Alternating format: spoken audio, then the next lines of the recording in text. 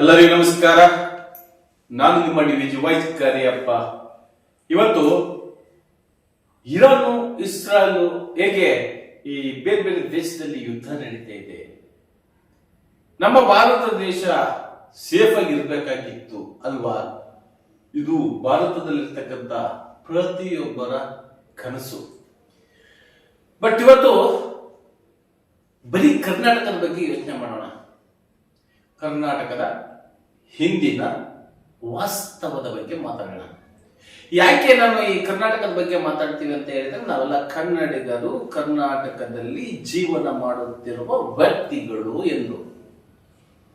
ಕರ್ನಾಟಕದಲ್ಲಿ ಏನು ಈ ಉಚಿತ 5 ಭಾಗ್ಯಗಳನ್ನು ಕೊಟ್ಟಿರ್ತಕ್ಕಂಥ ಸಿದ್ದರಾಮಯ್ಯನವರು ಎಂತ ದೊಡ್ಡ ಮನಸ್ಸು ಅಂತ ಹೇಳಿದ್ರೆ, ಸರ್ಕಾರಿ ಅಧಿಕಾರಿಗಳಿಗೆ ಸಂಬಳ ಕೊಡೋದಕ್ಕೂ ರೊಕ್ಕ ಇಲ್ಲದ ರೀತಿಯಲ್ಲಿ ಖರ್ಚು ಮಾಡಿರ್ತಕ್ಕಂಥ ಸಾಲಗಾರ ಸಿದ್ದರಾಮಯ್ಯ. ಇದು ನಾನು ಅಥವಾ ವಿಡಿಯೋದವರು ಹೇಳಿರ್ತಕ್ಕಂಥದ್ದಲ್ಲ, ಇದು ಮಾತು. ಮೊನ್ನೆ ಒಂದು ಪಾರ್ಟಿ ಕೊಟ್ಟರಲ್ಲ, ಅತಿ ಹೆಚ್ಚು ದಿನಗಳ ಒಂದು ಸೇವೆ ಸಲ್ಲಿಸಿರ್ತಕ್ಕಂಥ ಸಿದ್ದರಾಮಯ್ಯನವರು ಪತ್ರಕರ್ತರಿಗೆ ಎಣ್ಣೆ ಪಾರ್ಟಿ. ಹೇಗಿದೆ ನೋಡಿ ನಮ್ದೆಲ್ಲ ಕರ್ಮ. ಪ್ರಜಾಪ್ರಭುತ್ವದಲ್ಲಿ ಪತ್ರಕರ್ತರಿಗಿರ್ತಕ್ಕಂಥ ಬೆಲೆ ಏನು? ಅಲ್ಲ, ಅವ್ರ ಜೊತೆ ಕುತ್ಕೊಂಡಿರ್ತಕ್ಕಂಥ ಪತ್ರಕರ್ತರ ಸಂಘದ ಪದಾಧಿಕಾರಿಗಳೆಂತವ್ರು, ಇವ್ರು ಕುಡಿಯೋದು ಕರ್ನಾಟಕ ತೋರಿಸ್ಬೇಕಾಗಿತ್ತು. ಸಿದ್ದರಾಮಯ್ಯ ರಾಜ್ಯದ ಮುಖ್ಯಮಂತ್ರಿ. ಇವತ್ತು ಜನ ಎಲ್ಲಿ ಬೇಕಲ್ಲಿ ಸಮಸ್ಯೆಗಳು ಅಂತ ಹೇಳ್ತಾ ಇದ್ದಾರೆ. ಅಂತ ಸಮಸ್ಯೆಗಳನ್ನ ತಿಳಿಸ್ರಯ್ಯ ನಮಗೆ ಅಂತ ರಾಜ್ಯದ ಮುಖ್ಯಮಂತ್ರಿಯಾದವರು ಹೇಳ್ಬೇಕಾಗಿರ್ತಕ್ಕಂಥ ವಿಚಾರ. ಅದು 26,000 ರೂಪಾಯಿ ಒಂದು ಕ್ವಾರ್ಟರ್. ಅಂತ ಕ್ವಾರ್ಟರ್ ಮುಂದಿಟ್ಕೊಂಡು ಪತ್ರಕರ್ತರ ಪಕ್ಕದಲ್ಲಿ ಕುಂದಿರಿಸ್ಕೊಂಡಿದ್ದಾರೆ ನಮ್ಮ ರಾಜ್ಯದ ಮುಖ್ಯಮಂತ್ರಿಗಳು. ಆಯ್ತು, ಯಾಕೆ ನಾನು ಈ ಮಾತು ಹೇಳ್ತಾ ಇದ್ದೀನಿ ಅಂತ ಹೇಳಿದ್ರೆ, ಈಗ ಇದೇ ಬೆಂಗಳೂರು ಆಯ್ತು, ದಾವಣಗೆರೆ ಆಯ್ತು, ಕರ್ನಾಟಕದಲ್ಲಿ ಇರ್ತಕ್ಕಂಥ 34 ಜಿಲ್ಲೆಯಲ್ಲಿ ಇರ್ತಕ್ಕಂಥ ಸಮಸ್ಯೆ ಬಗ್ಗೆ ನಾನು ಮಾತಾಡ್ತಾ ಇದ್ದೀನಿ. ಯುದ್ಧ ನಡೀತಾ ಇರ್ತಕ್ಕಂಥದ್ದು ಅಲ್ಲಿ, ಸಮಸ್ಯೆ ಆಗ್ತಾ ಇರ್ತಕ್ಕಂಥದ್ದು ಇಲ್ಲಿ ಇವ್ರಿಗೆ ಏನಿದೆಯಲ್ಲ, ಇವ್ರಿಗೆ ನಾವು ಅಧಿಕಾರ ಕೊಟ್ಟಿರೋದು ಅವ್ರು ಜಬರ್ದಸ್ತ್ ಮಾಡ್ಲಿ ಅಂತ, ನಮ್ಮನ್ನ ಸೇಫ್ ಆಗಿ ಇಡ್ಲಿ ಅಂತಲ್ಲ. ನಮ್ಮ ರಾಜ್ಯದ ಪರಿಸ್ಥಿತಿ ಈ ಕೆಲವು ಹೇಳಬಾರ್ದು ಅದನ್ನ, ಅಂಥವ್ರಿಗೆಲ್ಲ ನಾವು ಕೊಟ್ಬಿಟ್ಟಿದ್ದೀವಿ. ಇವತ್ತು ನನ್ನ ಮಕ್ಕಳಿಗೆ ಏನ್ ಮಾತಾಡ್ಬೇಕು ಅಧಿವೇಶನದಲ್ಲಿ ಅಂತ ಗೊತ್ತಾಗ್ತಾ ಇಲ್ಲ. ಮೆಟ್ಟು ಕೆರ, ಸೊಂಟದ ಕೆಳಗಿನ ಪದಗಳು, ಈ ರೀತಿಯಾಗಿ ವರ್ತನೆ ಮಾಡಿಕೊಂಡು ರಾಜ್ಯದ ಅಸ್ತವ್ಯಸ್ತ ಅಂದ್ರೆ ಈ ಪರಿಸ್ಥಿತಿಯನ್ನೇ ಹದಗೆಡಿಸ್ತಾ ಇದ್ದಾರೆ. ಸಿಲಿಂಡರ್ ಸಮಸ್ಯೆ ಇದೆ, ಆಯ್ತು ಒಂದ್ ಸೈಡು. ಇವತ್ತು ಬೆಂಗಳೂರು ಆಯ್ತು, ಬೃಹತ್ ನಗರ ಆಯ್ತು, ಕರ್ನಾಟಕದಲ್ಲಿ ಹೆಚ್ಚು ಕಮ್ಮಿ 25 ಲಕ್ಷ ಜನ ಇದ್ದಾರೆ ಚಾಲಕರು. ಯಾಕಂದ್ರೆ ನಾನು ಒಂದು ಅಸೋಸಿಯೇಷನ್ ನಲ್ಲಿ ವರ್ಕ್ ಮಾಡಿ ಬಂದಿರೋದ್ರಿಂದ ಕಂಪಲ್ಸರಿ ಇಷ್ಟೇ. ಯಾಕೆಂದ್ರೆ ನಾನು ಬಿಟ್ಬಿಡೋಣ. ಅವರ ಮನೆತನಗಳ ಬಗ್ಗೆ, ಅವರ ಕುಟುಂಬದ ಬಗ್ಗೆ ಯಾಕೆ ನಮ್ಮ ರಾಜ್ಯ ಸರ್ಕಾರ ಎಚ್ಚೆತ್ತುಕೊಳ್ಬಾರ್ದು? ಈ 3 ದಿವಸದ ಹಿಂದೆ 58 ರೂಪಾಯಿ ಇದ್ದಂತ LPG ಸಿಲಿಂಡರ್ ಒಂದೇ ಬಾರಿಗೆ 78 ರೂಪಾಯಿ ಆಗಿದೆ ನೋಡಿ. ಒಂದು ದಿವಸಕ್ಕೆ 20 ರೂಪಾಯಿ ಹೆಚ್ಚಿಗೆ ಆಗಿದೆ. ಮತ್ತೆ ಅವ್ರಿಗೆ ಈ ಆಟೋದಲ್ಲಿ ಹೋಗ್ತಾ ಇರ್ತಕ್ಕಂಥವ್ರು ಮಾಮೂಲಿ ಅಂದ್ರೆ ಮೀಟರ್ ಲೆಕ್ಕದಲ್ಲಿ 35 ರೂಪಾಯಿ ಇಸ್ಕೋರಿ, 35 ರೂಪಾಯಿ ಇಸ್ಕೋರಿ, 40 ರೂಪಾಯಿ ಇಸ್ಕೋರಿ ಅಂತ ಆರ್ಡರ್ ಮಾಡ್ತಿರಲ್ಲ RTO ಹಾಗೂ ಜಿಲ್ಲಾಧಿಕಾರಿಗಳೇ. ಈ ಕೊಡಿಸ್ರಿ. ಮತ್ತೆ ಇದು ನಿಮಗೆ ನಿಮ್ಮ ಮನೆಯಲ್ಲಿ ಕಷ್ಟ ಬಂದ್ರೆ ಮಾತ್ರ ಅದು ಕಷ್ಟ. ಸಮಾಜದಲ್ಲಿ ಜನರಿಗೆ ಏನಾದರೂ ನೋವು ಕಷ್ಟಗಳಾದ್ರೆ ಅವು ನಿಮಗೆ ಕಷ್ಟ ಅಲ್ಲ. ಪಾಪ ಅಧಿವೇಶನದಲ್ಲಿ ಹೇಳ್ತಾರೆ ಜಿಲ್ಲಾಧಿಕಾರಿಗಳಿಗೆ ಇಷ್ಟು ಫಿಕ್ಸು, SP ಗೆ ಇಷ್ಟು ಫಿಕ್ಸು, MLA ಗೆ ಇಷ್ಟು, MLA ಕೂಡ ಫಿಕ್ಸ್ ಮಾಡೋದು ಮಂತ್ರಿಗಳೇ ಫಿಕ್ಸ್ ಮಾಡೋದು. ತಿಂಗಳಾಯ್ತು ಅಂದ್ರೆ ಇಷ್ಟು ಬಂದು ಮುಟ್ಬಿಡ್ಬೇಕು.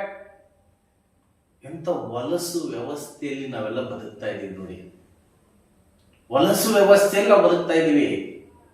ಯಾವನಾದ್ರೂ ಜಾಸ್ತಿ ಮಾತಾಡಿದ್ರೆ ಒಳಗಾಕ್ರಿ. ಸೊಮೋಟೋ ಕೇಸು ಪೊಲೀಸ್ನವರೇ ವಾಲಂಟಿಯರ್ ಆಗಿ ಅವರೇ ಕೇಸ್ ಮಾಡ್ಕೊಂಡು ಅವರೇ ಒಳಗಾಕ್ಬೋದು. ಈ ನನ್ನ ಮಕ್ಕಳು ಸೇಫ್ ಆಗ್ಲಿಕ್ಕೆ ಪ್ರಾಮಾಣಿಕ ವ್ಯಕ್ತಿಗಳನ್ನ ಏನ್ ಬೇಕಾದ್ರೂ ಮಾಡ್ತಾರೆ ಈಗಿನ ರಾಜಕಾರಣಿಗಳು. ಅಮ್ಮಮ್ಮ ಅಂದ್ರೆ ಒಂದು 5% ಇರ್ಬೋದು ನೋಡ್ರಿ ನಿಯತ್ತಿನ ನಾಯಿಯ ರೀತಿ. ನಿಯತ್ತಿನ ನಾಯಿ ಅಂತ ಹೇಳಿದ್ರೆ ಏನ್ ತಪ್ಪಲ್ಲ, ಅದು ಪ್ರಾಮಾಣಿಕತೆಯಿಂದ ಇರ್ತಕ್ಕಂಥ ಜನಪ್ರತಿನಿಧಿಗಳು 5% ಇರ್ಬೋದು. ಯಾಕಂದ್ರೆ 100% ಯಾರು ಪ್ಯೂರ್ ಅಲ್ಲ, 5% ಸಿಗ್ಬೋದು. ಈ ರಾಜಕೀಯ ಇವನಿಗೆ ಅವನು ಬೈತಾನೆ, ಅವನಿಗೆ ಇವನು ಬೈತಾನೆ, ರಾತ್ರಿ ಆದ್ರೆ ಜೊತೆ ಕೂತ್ಕೊಂಡು ಎಣ್ಣೆ ಹೊಡೆಯೋದು. ಇದು ವಾಸ್ತವ. ಈ ಜನರಿಗೆ ಈ ರೀತಿಯ ವಿಚಾರಗಳನ್ನು ತಿಳಿಸೋರು ಯಾರು? ನೋಡಿದ್ರಲ್ಲ 5% ಜನ, 5% ರಾಜಕಾರಣಿಗಳು ಯಾವ ರೀತಿ ಇರ್ತಾರೆ ಅಂತ. ಈಗ ಬಿಡಿ, ಈಗ ಪೊಲಿಟಿಕಲ್ ಒಳಗಡೆ ಬರ್ತಕ್ಕಂಥ ವಿಡಿಯೋಗಳು, MLAಗಳು ಮಾತನಾಡಿರ್ತಕ್ಕಂಥ ಮಾತುಗಳು, ಜಾತಿಯ ಬಗ್ಗೆ ಧ್ವನಿಯ. ಮೊನ್ನೆ ಒಬ್ಬನು ಯಾರೋ ST ಸಮುದಾಯದ ಮೀಸಲಾತಿ ಬಗ್ಗೆ ಮಾತಾಡ್ತಾ, ಕೋಲಿ ಕಬ್ಬಲಿಗ. ಇಲ್ಲಿ ಈ ಮೀಸಲಾತಿ ಕ್ಷೇತ್ರದಿಂದ ಗೆದ್ದಿರ್ತಕ್ಕಂಥ ರಾಜಕಾರಣಿಗಳು ಒಂದ್ ಲೆಕ್ಕ ಆದ್ರೆ, ಜನರಲ್ ಕ್ಷೇತ್ರದಿಂದ ಗೆದ್ದಿರ್ತಕ್ಕಂಥದ್ದು ಇನ್ನೊಂದು ಲೆಕ್ಕ. ಆದ್ರೆ ಇಲ್ಲಿ ಯಾವುದೇ ರಾಜಕಾರಣ ಆ ಜಾತಿಯನ್ನ ಏನ್ ಬಿಟ್ಕೊಡೋ ಮಾತಿಲ್ಲ ಬಿಡಿ. ಆದ್ರೆ ಈ ದೇಶದ ಪರಿಸ್ಥಿತಿ ಯೋಚನೆ ಮಾಡ್ಬೇಕಲ್ಲ ನಾವು. ಬೆಂಗಳೂರಿನಲ್ಲಿ ಸಿಲಿಂಡರ್ ಸಿಗ್ತಾ ಇಲ್ಲ ಸ್ವಾಮಿ. ಆಟೋದ್ದು ರೇಟು ಮೀಟರ್ ಜಾಸ್ತಿ ಮಾಡಿ ಆಟೋ ಚಾಲಕರು ಬದುಕೊಳ್ತಾರೆ. ಯಾಕೆ ಅಂತ ಹೇಳಿದ್ರೆ, ನಿಮಗೆ RBI ಇಂದ ಸಿಕ್ಕಾಪಟ್ಟೆ ಸಾಲ ಬರುತ್ತೆ. ಈ ವರ್ಷ ಅಲ್ಲಂದ್ರೆ ಮುಂದ್ ವರ್ಷ ತೀರಿಸಬಹುದು ಟ್ಯಾಕ್ಸ್ ರೊಕ್ಕದಲ್ಲಿ. ಗೊತ್ತಿಲ್ಲ ಜನರಿಗೆ ನಮ್ದೇ ರೊಕ್ಕ ಅದು ಅಂತ. ಈಗ ಗೊತ್ತಾಗ್ತೈತೆ ಬಿಡಿ. ಈಗ ಸಿದ್ದರಾಮಯ್ಯ ಸರ್ವೆಗೆ ತೋರಿಸ್ತಾ ಇದಾರೆ ಸಿನಿಮಾನ. ಯಾಕೆ ಅಂತ ಹೇಳಿದ್ರೆ, 7 ಕೋಟಿ ಜನ ಇದೀವಿ ಸ್ವಾಮಿ ನಾವು ಕರ್ನಾಟಕದಲ್ಲಿ. ಒಬ್ಬೊಬ್ರು ತಲೆಯ ಮೇಲೆ 1,18,000 ಚಿಲ್ಲರೆ ಬರ್ತಾ ಇದೆ ಅಂತ ಹೇಳಿದ್ರೆ, ಎಷ್ಟು ಮಟ್ಟದ ಸಾಲವನ್ನು ಮಾಡಿದ್ದಾರೆ. ಸಾಲಗಾರ ಸಿದ್ದರಾಮಯ್ಯ ಅಂತಂದು ಸ್ಟೋರಿಗಳು ಮಾಡ್ತಾ ಇದ್ದಾರೆ. ಇಷ್ಟು ಬಂಡಿಗೆಟ್ಟು ಹೋಗ್ಬಿಟ್ಟು ನಮ್ಮ ರಾಜ್ಯ ಸರ್ಕಾರ. ದಿವಸಕ್ಕೆ 108 ಕೇಸ್ ಆದ್ರೂ ಸಮೇತ ಗೊತ್ತಿಲ್ಲ ಅಂತಾರೆ ಡಾಕ್ಟರ್ G. ಪರಮೇಶ್ವರ್ ಅವರು. ಈ ಸಿಲಿಂಡರ್ಗೂ ಇವ್ರಿಗೂ ಏನ್ ಸಂಬಂಧ ಅಂತ ಹೇಳಿದ್ರೆ, ಎಲ್ಲವರು ಬಿಟ್ಟಿ ಕೊಟ್ಬಿಟ್ಟಿದಾರಲ್ಲ. ದುಡಿಯೋ ಕೈಗಳನ್ನ ಕಟ್ಟಿ ಹಾಕುವಂತ ಕೆಲಸವನ್ನ ಸಿದ್ದರಾಮಯ್ಯನವ್ರು ಮಾಡಿದ್ದಾರೆ. ಅವ್ರು ಮಾಡಿರ್ತಕ್ಕಂಥದ್ದು ಕರೆಕ್ಟ್ ಇದೆ. ಹಸಿದವರು ಉಪವಾಸ ಮಲಗಬಾರ್ದು, ಕರೆಕ್ಟ್ ಇದೆ. ಅದು ದುಡಿಯುವಂತ ವ್ಯಕ್ತಿಗಳಿಗಲ್ಲ. ದುಡಿಯಕ್ಕಾಗದೆ ಮನೆಯಲ್ಲಿ ಇರ್ತಾರಲ್ಲ 60 ವರ್ಷದ ಮೇಲ್ಪಟ್ಟು, ಅಂತ ವ್ಯಕ್ತಿಗಳಿಗೆ ಕೊಡ್ಲಿ. 10,000 ಕೊಡ್ಲಿ, ನಾವೇನು ಬೇಡನಂಗಿಲ್ಲ. ಮಕ್ಕಳು ತಂದೆ ತಾಯಿ ಸಾಕಾಗಲ್ಲ, ಅಂತ ವ್ಯಕ್ತಿಗಳಿಗೆ ಕೊಡ್ಲಿ. ಸರ್ಕಾರ ಕೆಲ ಸ್ಕೀಮ್ ಮಾಡಿದೆ, ಅದನ್ನೇ ಜಾಸ್ತಿ ಮಾಡ್ಲಿ ಸಾಕು. ಅದು ಬಿಟ್ಟು ದುಡ್ಕೊಂಡ್ ತಿನ್ನೋರ್ನೆಲ್ಲ ಒಡ್ಕೊಂಡ್ ತಿನ್ನೋ ಲೆಕ್ಕಾಚಾರದಲ್ಲಿ ಇಟ್ಬಿಟ್ಟಿದ್ದಾರೆ.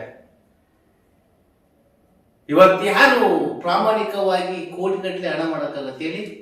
ಇದೇ ರಾಜಕಾರಣಿಗಳ ಹಿಂದಿರ್ತಕ್ಕಂಥ ಗುಲಾಮರೇ. ಅದೇ ಬಿಟ್ರೆ ತಲೆ ಹೊಡಿಯೋನು, ತಲೆ ಹಿಡಿಯೋನು. ಅವ್ರು ಬಿಟ್ರೆ ಇನ್ನೇ ಪ್ರಾಮಾಣಿಕರು ದುಡ್ಡು ಮಾಡಕ್ಕಾಗುತ್ತಾ? ಇಲ್ಲಿ ನಾನು ಸಲೀಸಾಗಿ ಒಂದೇ ಮಾತಲ್ಲಿ ಹೇಳ್ಬೇಕು ಅಂತ ಹೇಳಿದ್ರೆ, ರಾಜ್ಯದಲ್ಲಿ ರಾಜಕಾರಣಿಗಳು ಸರಿಯಾಗಿ ಕಾರ್ಯನಿರ್ವಹಿಸಿದರೆ ಸಮಾಜ ಬದಲಾವಣೆ ಆಗುತ್ತೆ. ಇದಿಷ್ಟು ನಾನು ಹೇಳ್ಬೋದು. ಕರ್ನಾಟಕದಲ್ಲಿರ್ತಕ್ಕಂಥ 34 ಜಿಲ್ಲೆಯಲ್ಲಿರ್ತಕ್ಕಂಥ MP ಗಳು ಸಹ ಪೆಟ್ರೋಲಿಯಂ ಸಚಿವರಿಗೆ ಮನವರಿಕೆ ಮಾಡ್ತಿರೋ ಅಷ್ಟರ ಹೋಗಿ ಖಾಲಿ ಬೀಳ್ತಿರೋ ಗೊತ್ತಿಲ್ಲ. ಕರ್ನಾಟಕದಲ್ಲಿ ಸಿಲಿಂಡರ್ ಸಮಸ್ಯೆ ಯಾವ ಕಾರಣಕ್ಕೂ ಬರಬಾರ್ದು. ಇದು ನಿಮ್ಮ ಸಮಸ್ಯೆ, ಜನಗಳ ಸಮಸ್ಯೆ ಅಲ್ಲ. ನೀವು ಮಾಡ್ಕೊಂಡಿರ್ತಕ್ಕಂಥ ರಫ್ತು ಆಮದು ವಿಚಾರದಲ್ಲಿ ಜನರ ಮೇಲೆ, ಜನರ ತೆರಿಗೆ ಹಣದಲ್ಲಿ ಸಂಬಳ ತಗೊಳ್ತಾ ಇರ್ತಕ್ಕಂಥ ರಾಜಕಾರಣಿಗಳು ನೀವು.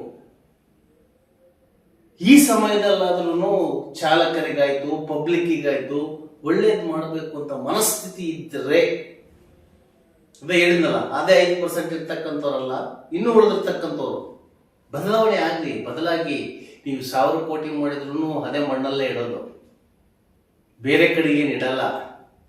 ನೀನು 1000 ಕೋಟಿ ಮಾಡಿ ಅಂತ ನಿನ್ನ ಮಗ ಏನ್ ತಲೆ ಮೇಲೆ ಇಟ್ಕೊಂಡು ನಿನ್ನೇನು ಮೆರೆಸ್ತಾ ಇಲ್ಲ, ಯಾರು ಮೆರೆಸಲ್ಲ.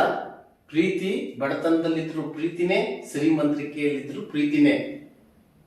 ಆ ರೀತಿ ಜನರಲ್ಲಿ, ಎಲ್ಲ ಜನರಲ್ಲೂ ಪ್ರೀತಿಯಿಂದ ಇರೋದು ಕಲೀರಿ. ನರೇಂದ್ರ ಮೋದಿ ಅವ್ರಿಗೇನು ಮದುವೆ ಆಗಿಲ್ಲ, ಕೋಟಿಗಟ್ಟಲೆ ದುಡ್ಡು ಇಟ್ಕೊಂಡಿದ್ದಾರೆ ಅನ್ನಕ್ಕೆ. ಅವರು ಸಮಾಜದ ಒಂದು ಶಕ್ತಿ. ಕೊನೆಯದಾಗಿ ನಮ್ಮ ದಾವಣಗೆರೆ ಸ್ಮಾರ್ಟ್ ಸಿಟಿ ಅಧ್ಯಕ್ಷರಾಗಿರ್ತಕ್ಕಂಥ ಅಣ್ಣಪ್ಪ ಸ್ವಾಮಿ ಹಾಗೂ ಪ್ರಧಾನ ಕಾರ್ಯದರ್ಶಿ ಆಗಿರ್ತಕ್ಕಂಥ ಕೊಟ್ರೇಶ್ ಹಾಗೂ ಖಜಾಂಚಿ ಆಗಿರ್ತಕ್ಕಂಥ ರಾಘವೇಂದ್ರ ಹರೋಡ್